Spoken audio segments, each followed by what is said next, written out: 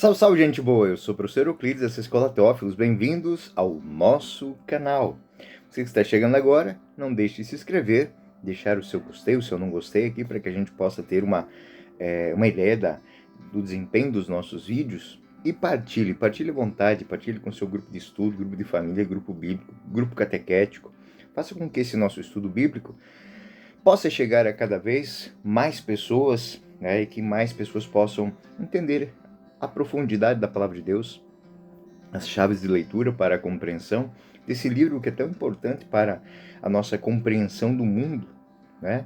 Não é um livro para que a gente faça leituras morais, mas para que a gente faça leituras espirituais do nosso desempenho enquanto homens e mulheres de fé. Muito obrigado também a todos que colaboram com o nosso canal, que fazem isso de maneira formal, informal, de maneira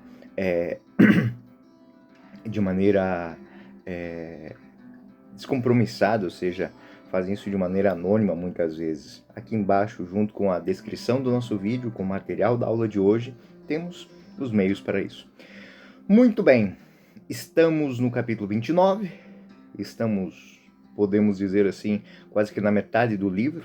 Estamos dentro do terceiro ciclo, o ciclo de Jacó, e nós vamos ver hoje Jacó que conhece e reconhece que Deus está caminhando com ele, mas agora ele precisa fazer uma evolução pessoal, uma transformação pessoal.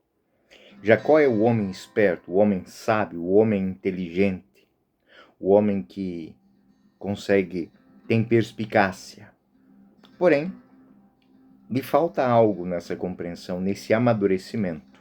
Saber que isso também pode ser um adjetivo de outros homens. Então, aqui podemos dizer que esse texto vai nos ensinar como esse patriarca aprende a humildade, aprende a saber que nada do que se faz, nada do que eu deixo de fazer passa incólume na sua vida. Então, Gênesis capítulo 29, 1.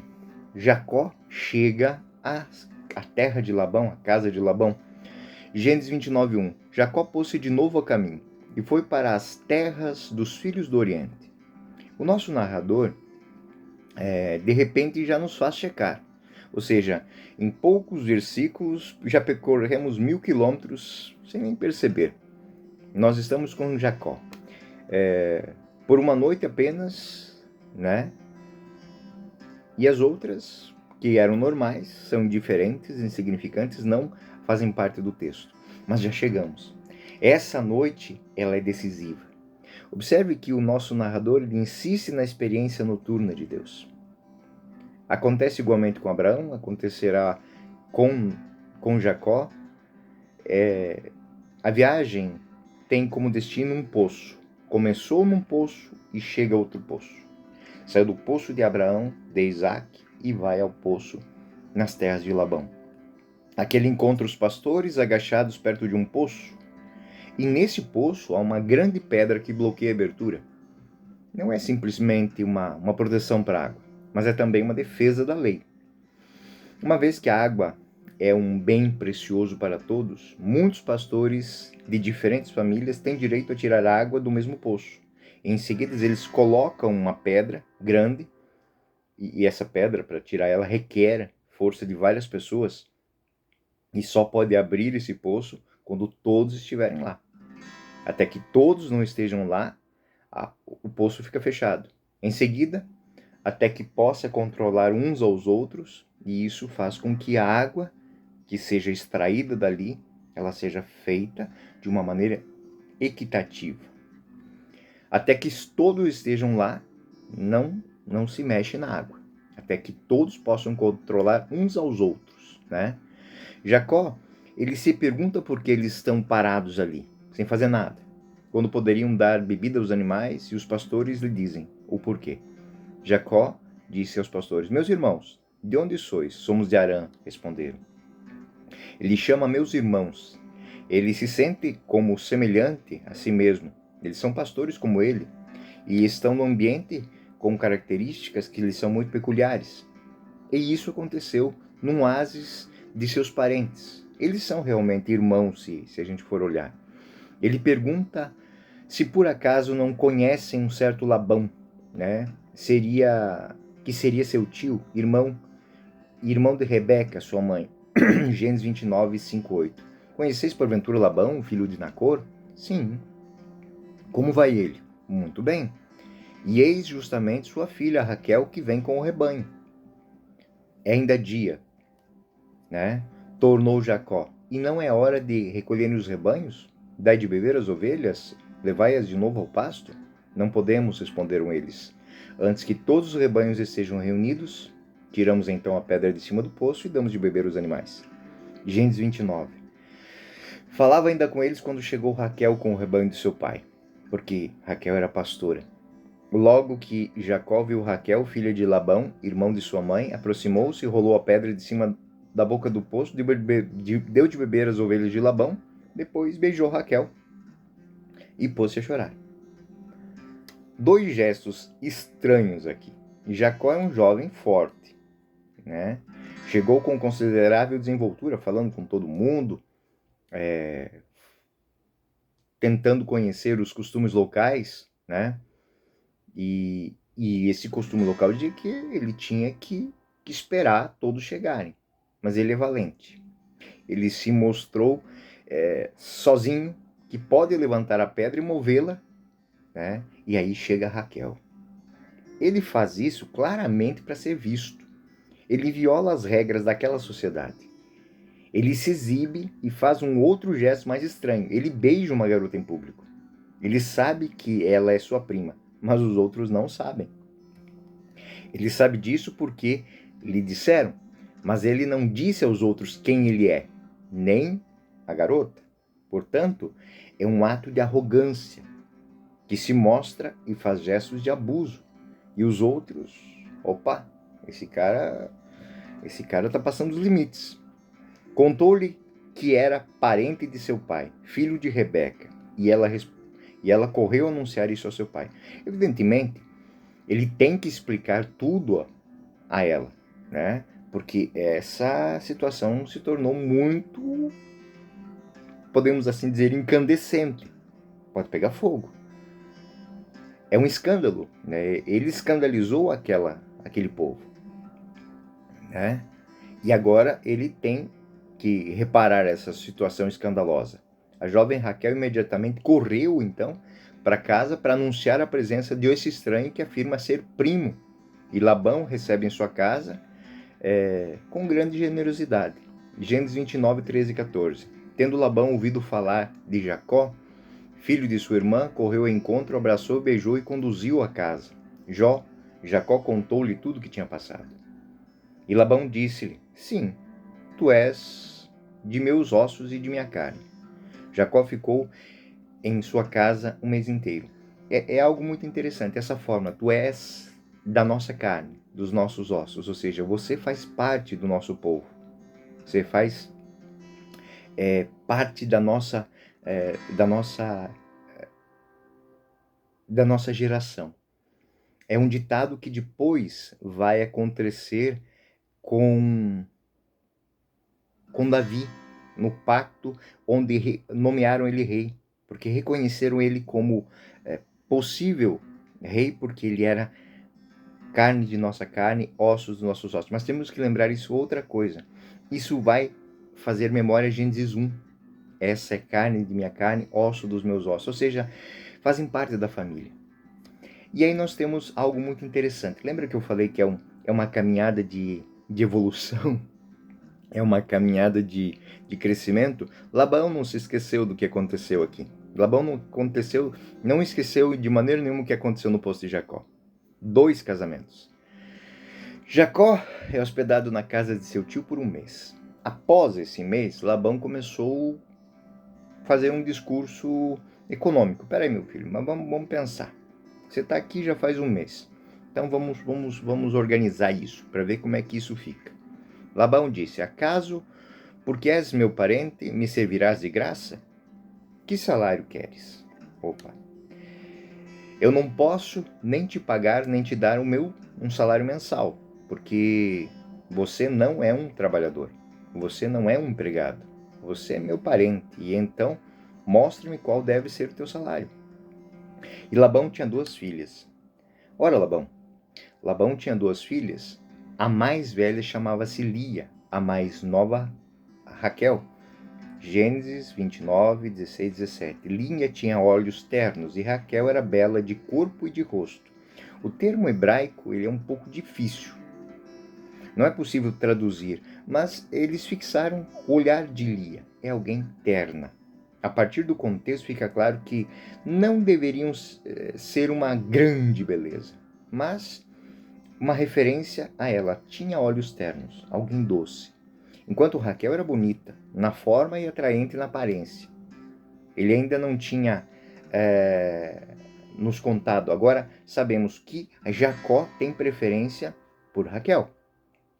Ele já deixou isso claro. Ele beijou Raquel. Gênesis 29, 18, 19. Jacó, que amava Raquel, disse a Labão: Eu te servirei 7 anos por Raquel, tua filha mais nova.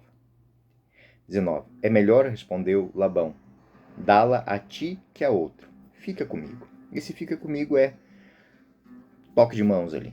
Tudo certo. Então, 7 anos de trabalho não foram ruins. Significa pagar o salário de 7 anos. Mas as contas, um pouco para a soma que teria este montante. É um dote pago antecipadamente. Labão é um homem econômico, mantém as contas e sabe fazer o que lhe interessa e aceita. Fica comigo. Assim Jacó serviu por Raquel 7 anos, que lhe pareceram dias, quão grande era o amor que tinha. E aqui existe um tema dentro da literatura hebraica muito bonito. Um tema que vai passar, inclusive, para a espiritualidade cristã. É uma expressão muito interessante. Quando se faz algo por amor, o tempo não passa. O tempo não é pesado. O amor faz o tempo parecer curto. O cansaço, o serviço, eles não têm peso quando são feitos por amor. Porque Jacó trabalhou 7 anos e pareciam dias. Esse serviço é por amor. Se ele é por amor, ele não é cansativo.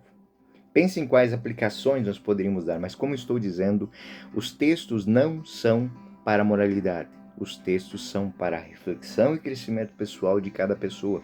Esse é o livro do Gênesis, o livro das origens, o livro de quem você é. O que é por amor não é cansativo. Por amor você faz coisas excepcionais e extraordinárias. Você nunca faria se lhe mandassem, mas por amor você faz. Você faz de graça. Você faz porque está apaixonado. E esse é um princípio que regula a vida. De maneira especial, a vida cristã. É por amor que Cristo nos deu a vida. Na nossa lei, nós entendemos que o ápice da lei é o amor. No sentido em que fazemos as coisas extraordinárias, não porque somos mandados, coagidos, mas porque estamos apaixonados. 7 anos de serviço são nada, porque são dias que fazem parte da história do amor. Então o tempo passou e Jacó disse a Labão: Dá-me minha mulher, porque está completo o tempo que quero desposá-la. Ou seja, agora é a hora do casamento. O tempo acabou. Labão convida todos os parentes, os figurões do país e organiza um grande banquete de casamento. O noivo bebia, falava muito, cantava e agora está em situação particular de excitação. Ele quer aquele momento. Então era noite, Labão pegou sua filha Lia, não Raquel, e levou até a tenda dele. E a noiva estava coberta, velada, estava escuro, e Jacó não notou nada e juntou-se a ela. Gênesis 29, 23 e 24. Mas à noite conduziu Lia a Jacó, que se uniu com ela, e deu-lhe a sua filha Lia, a escrava Zelfa. Eu te servi por 7 anos para Raquel, e você me enganou. Pela manhã, viu Jacó que tinha ficado com Lia, e disse a Labão: Que me fizeste? Não foi por Raquel que te servi? Por que me enganastes? Labão respondeu: Aqui, respondeu Labão, não é costume casar com a mais nova antes da mais velha. Lembra o que aconteceu lá fora? A quebra de regras, passar por cima das tradições? Aqui tem tradição. Ou seja, ela é minha jovem. No meu país, não é costume dar a filha mais nova antes que a mais velha tenha se casado. Você pensou que estava passando por cima de nossos costumes, de nossas tradições? Você pensou que era muito inteligente? Mas eu sou mais inteligente que você. E Labão fez a ele outra proposta. Acaba a semana com esta, e depois te darei também a sua irmã, na condição que sirva por mais 7 anos. Evidentemente, nós entendemos que a poligamia é possível, né, neste país, neste momento. Então ele diz, mais 7 anos e eu também lhe concedo a filha mais nova. Jacó fez o seguinte. Assim fez Jacó, acabou a semana com Lia e depois lhe deu Labão por mulher a sua filha Raquel.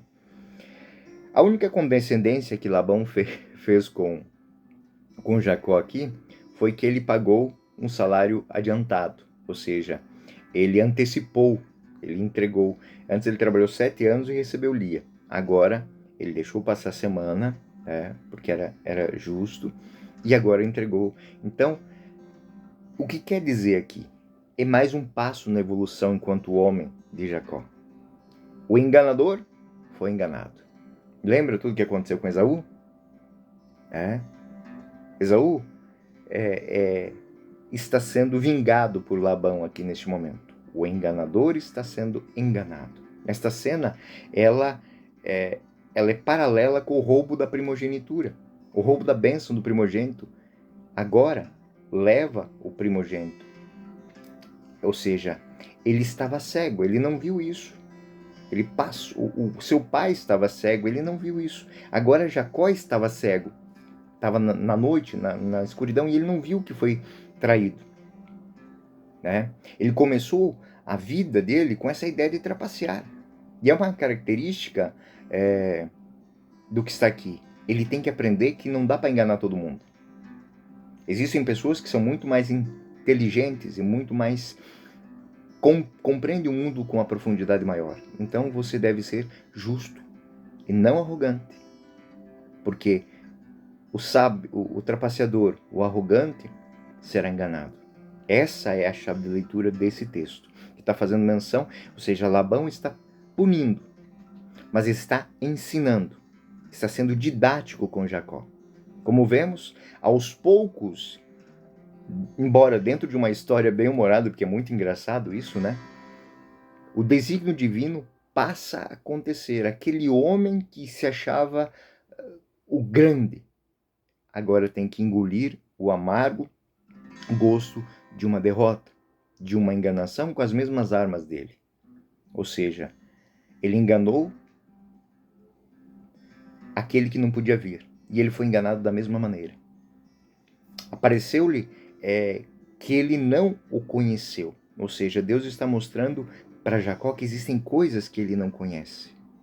E ele está fazendo jogos aqui. E nesses mesmos jogos está aparecendo uma situação de justiça restaurada. Jacó, ele experimentou o castigo, ele está vivendo a história de uma maneira pedagógica. Essa é a chave de leitura desse texto. Ele está experimentando em sua primeira mão o que significa ser enganado. E ele está crescendo, ele está amadurecendo.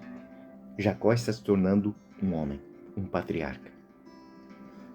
Entendendo aquele ditado, né, que sintetiza muito bem: aqui se faz, aqui se paga. Ou seja, nada escapa à justiça e à providência de Deus. Enfim, no texto o autor sagrado quer mostrar que ele está pronto para se tornar o pai das 12 tribos. É um homem que está recalchutado, está renovado. Renovado nas suas convicções, porque ele conhece Deus. Renovado porque ele aprende que trabalhar por amor não é pesado. Renovado porque ele entende que a justiça e a verdade sempre vão imperar. Por mais que você seja inteligente, por mais que você seja sábio, o teu caminho é o da justiça e da verdade. Porque onde houver mentira, enganação, mais dia menos dia, aqui se faz e aqui se paga. Por isso, de fato, Imediatamente depois dessa história, bem-humorada, história que é uma elevação deste jovem, se fala dos nascimentos dos filhos de Jacó e de uma esposa daqueles que serão os patriarcas. Vai se contar a história de Lia, né, e de Raquel, os grandes ancestrais das tribos que formarão a coalizão, né, é contado nesse texto. Né? Então nós vamos agora entrar nos filhos de Jacó. É muito interessante esse texto, porque é um jogo de palavras, é um jogo de termos hebraicos. São palavras que vão dizer coisas pelo nome. Né? No centro da história de Jacó está o relato do nascimento de seus filhos. Muito mais do que uma história, é uma lista apresentada de uma grande fecundidade do patriarca. É o coração da história, com um momento muito importante, onde Deus constrói o seu povo e une comunidades. A história que vamos ler agora é fruto de um narrador tardio, né? Que brilhantemente vai pegar essas tribos, essas famílias e vai ligá-los através de eventos lendários. Cada homem, cada personagem vai ter um nome ligado a uma situação social e cultural. Por detrás das esposas de Jacó existem diferentes culturas. Léa e Lia. Léa significa vaca. Raquel significa ovelha. Então, um povo de pastores e de pastores de dois tipos de rebanhos. Temos esse testemunho, apresentação, os filhos, da vaca e os filhos da ovelha. Né? É um nível muito diferente. São dois tipos de cultura pastoril. Os criadores de gado e os criadores de ovinos. Aqueles que se referem a Raquel como antiga mãe e aqueles que se referem a Lia. Aqueles que são criadores de vaca, de bois, né? Os criadores, né, de gado, e aqueles que são criadores pastores, os que se referem a Lia. Então, ambas as mães remontam a um único pai, Jacó. Além disso, os dois servos também aparecem, porque cada uma delas trouxe um servo. Então, nós temos Lia trouxe uma serva e Raquel trouxe outra. Então, os pastores e os seus descendentes, os seus servos. É possível que o servo a serva substitua a esposa, quando a esposa não pode ter filhos, e nós vamos perceber isso. A tribo de Ruben, a tribo de Levi, a tribo de Judá, a tribo de Neftali, de Zacar, são grupos tribais que têm um único ancestral. Quanto às tribos que fizeram essa confederação, seus ancestrais, eles se tornam irmãos, irmanados em um único pai. Mas dentro dessa confederação, dentro dessa sociedade, existem laços comuns, que vão do pai, da mãe e dos servos que são a origem. Lentamente, essas histórias que nós vamos ler são feitas para explicar as relações entre as tribos que se tornaram história. A criação de relações de parentesco, depois de estas narrativas foram transcritas até que se deu o texto que tem hoje. Então, lemos o texto e não consideramos o significado de Lia e Raquel na verdade. Os consideramos como dois personagens e da história. Assim, como analisamos a experiência de Jacó, aqui também vamos analisar a experiência dessa lista de filhos. Ou seja, quais foram as experiências de cada um desses filhos, de cada um desses homens que vão ser os patriarcas das 12 tribos de Israel. A história não é das melhores.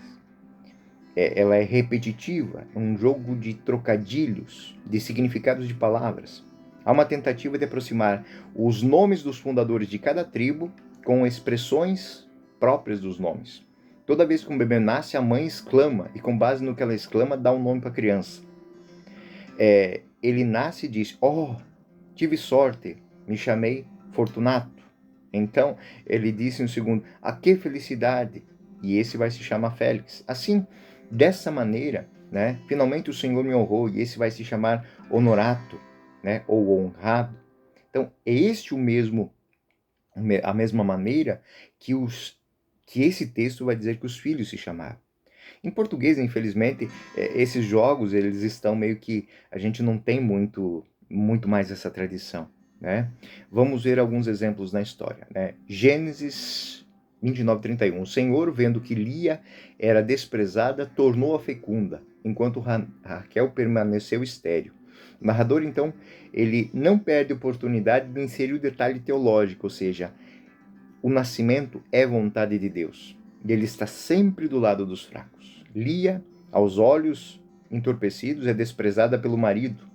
Não está, ela não era de boa aparência, né? A sua situação não é boa, mas Deus está do seu lado. E no centro da narrativa de Jacó, onde o quadro é um problema de fraternidade, encontramos o problema entre as duas irmãs. E se repete aquilo na história. É o problema das irmãs. Agora não é Jacó e Esaú, aqui são Leia e Raquel, Lia e Raquel. A situação agora está nas mãos de Jacó. Jacó não é mais tão forte, agora ele é um empregado. Ele deve servir a Labão de graça. Ele depende das esposas que agora o governam, então ele não pode brigar com elas. Então ele tem que organizar a sua vida dentro dessa dinâmica que é a sua realidade. O nome das crianças são dados por todas as mulheres protagonistas na história. E elas são as protagonistas. Então não é Jacó que está dando o nome para os filhos, mas são as mulheres que estão. Elas estão determinando o nome daqueles que serão os pais das 12 tribos de Israel. Gênesis 29:32.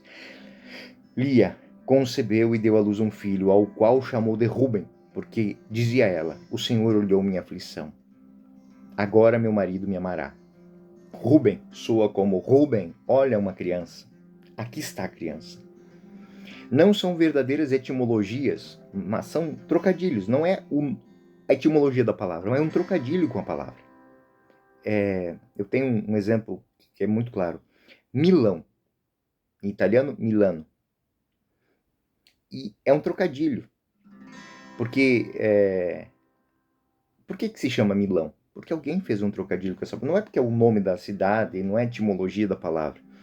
Conta-se a história de que um homem foi conquistar aquela cidade e não conseguiu conquistar. E aí ficou Milano. Eu lá não entrei. Milano. Milano. Eu lá não. É dessa maneira que se constrói os nomes dos 12 filhos de Israel. Os nomes são conhecidos muitas vezes pela etimologia, mas aqui é uma brincadeira com a etimologia. Não são, não são a etimologia das palavras, mas a união de sílabas que formam as palavras. Desta forma, servem para recuperar esses significados que então, sem essa ligação, não vão significar quase nada. Estamos diante do mesmo tema, ou seja, Simeão nasceu. Ele tem a raiz do verbo ouvir. Por isso Leia é feliz. O Senhor ouviu minhas orações. O terceiro nasceu é Levi, porque ela disse, ele se apegará a mim. Há um jogo do verbo para se apegar. Depois o quarto, e assim, um por um, foram sendo apresentados esses filhos, Judas e tudo mais. Imagine a atmosfera que existia naquela casa, entre duas mulheres que são irmãs e que são antagonistas uma da outra. Né? Uma tem ciúme da outra, porque o marido ama mais uma, ciúme da irmã, né? Jacó disse, dá-me filhos, senão morrerei. É o que diz, né? O fruto do ventre é dom de Deus. E assim, Jacó vai lembrar para ela, olha, eu não sou Deus, você tem que pedir para ele. É ele que vai te dar a benção. Dê-me filhos, senão morrerei. O segundo filho de Raquel morrerá no parto. E enquanto ela esconde o drama de sua vida, ela ainda não sabe que serão seus filhos e que a levarão à morte. Então, sendo capaz de tê-la, ele é substituído pela serva Bila. Então aqui, ela respondeu, eis a serva Bila, toma, dá à luz aos meus filhos, meus joelhos assim. Deu-lhe, pois, por mulher a escrava Bala, da qual aproximou-se Jacó. Bala deu à luz a um filho de Jacó. Deus me fez justiça, disse Raquel, e o filho se chamou Dan. Versículo 7. A escrava de Raquel concebeu de novo e deu à luz a um outro filho. Raquel diz: lutei com minha irmã junto de Deus, e deu um menino chamado Eu Venci, que é Neftali. Então, esse jogo de palavras vão nascendo os filhos. Gênesis 39. Lia, vendo que não concebia mais, tomou sua escrava Zelfa e deu por Jacó. Então, o pobre Jacó teve que adaptar-se porque a situação está nas mãos das mulheres. Ou seja, ele é empregado de Labão. O que as mulheres quiserem fazer, ele vai ter que obedecer. Porque ele não é dono das suas decisões. São suas mulheres. A sua fortuna está ligada às suas mulheres. E aqui nós temos uma chave de leitura. Exatamente isso que existe no povo de Israel até hoje. Só é judeu nato aquele que nasce de mãe judia. Não é o pai que determina se o filho é judeu ou não. É a mãe. Porque é a mãe que dá nome. A mãe que organiza essa vida. Gênesis 30:10. Zelfa, escrava de Lia, deu à luz um filho. E Lia disse: que sorte! E se chamou Gad, que significa sorte. Gênesis 12:13. Zelfa, escrava de Lia, deu à luz a um segundo filho. Disse: que felicidade! As mulheres me chamarão de ditosa. E esse se chamou Aser. Então, ele chamou Aser, que significa feliz, ditoso. Neste ponto encontramos uma anedota que, dado o contexto geral, é até picante. Ruben é o primeiro e agora, crescido, deu a volta ao campo e encontrou mandrágoras. Mandrágora é um tipo de plantas com raízes carnudas, né? Parecem com pequenas maçãs amarelas. Desde os tempos antigos, existem lendas de que essa fruta promove a fertilidade. Então, Ruben naturalmente trouxe esses frutos para sua mãe, que é Lia, e Raquel diz: eles me serviriam, não a você. Lia está repetindo a mesma coisa que o marido fez com o seu irmão Esaú. Chegou em casa com fome e disse: assim eu te dou em troca e você me vende. E comprou uma noite com Jacó. Tu então me dás direito a esta noite? Está bem. Raquel continuou: bem, deite-se com você esta noite, em troca das mandrágoras do seu filho. Raquel tenta o caminho de tornar-se frutífera, comprando as mandrágoras. E o pobre Jacó, quando ele volta para casa, recebe a ordem das esposas. À noite, quando Jacó voltou do campo, Lia saiu ao seu encontro e disse: vem comigo, disse ela. Eu te aluguei em troca das mandrágoras do meu filho. Jacó dormiu com ela aquela noite. Deus ouviu Lia e concebeu e deu à luz a um quinto filho.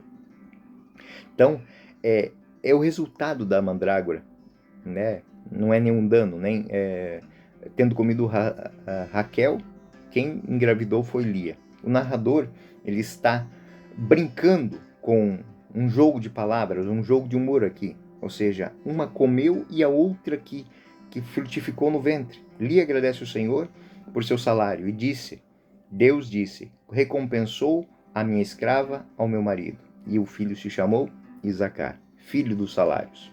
Gênesis 9:32. Lia concebeu ainda e deu à luz a um sexto filho de Jacó. E disse: Deus me deu um belo presente. Agora meu marido habitará comigo, pois dei à luz a 6 filhos. E esse filho se chamou Zabulon. Um nome que parece pouco como um presente, né? Mais tarde, ela teve uma filha que chamou Dina. Depois disso, deu à luz a filha a quem chamou de Dina. Mas a filha, dentro desse contexto, não conta muito. Eram 11, foi apresentado no texto, porque seriam 12. Mas quando nascer o outro, ela vai desaparecer. Então, quando sequer está mencionado novamente, quando Benjamim nascer, né? Finalmente, Deus também lembrou de Raquel. Lembrou Deus de Raquel e ouviu, portanto, e tornou-a fecunda. Neste ponto, humilhada é Raquel. Lembra que Lia era humilhada e Deus esteve do lado dela, gerou 6 filhos. Agora Raquel humilhada, ela se tornou pobre. Então, de que lado Deus está? Do lado de Raquel. Ouviu e a tornou fecunda. Jacó concebeu e deu à luz um filho. E Deus disse a ela: tirou o seu próprio. e este opróbrio foi tirado. E chamou de José, dizendo: Deus, o Senhor, ainda me deu outro filho. Deus tirou a minha desonra. José, chamado Yosef, dizendo que o Senhor acrescentou Yoship, outro filho. Então são duas paronomasias com o nome de José. Então, aqui temos 12 patriarcas, os 12 nomes, as 12 tribos, que nasceram de um ponto que o narrador mostra que é um grande combate, onde Jacó não tem autonomia nenhuma. Quem coordena a sua vida são as suas mulheres, são as suas esposas. A sua riqueza, o seu grande sucesso econômico está aqui, em ter uma grande família, em ter uma grande posteridade. Bom, gente boa, e esse será o tema do nosso próximo vídeo. Fiquem com Deus, eu sou o professor Euclides, essa é a Escola Teófilos. Até o próximo vídeo.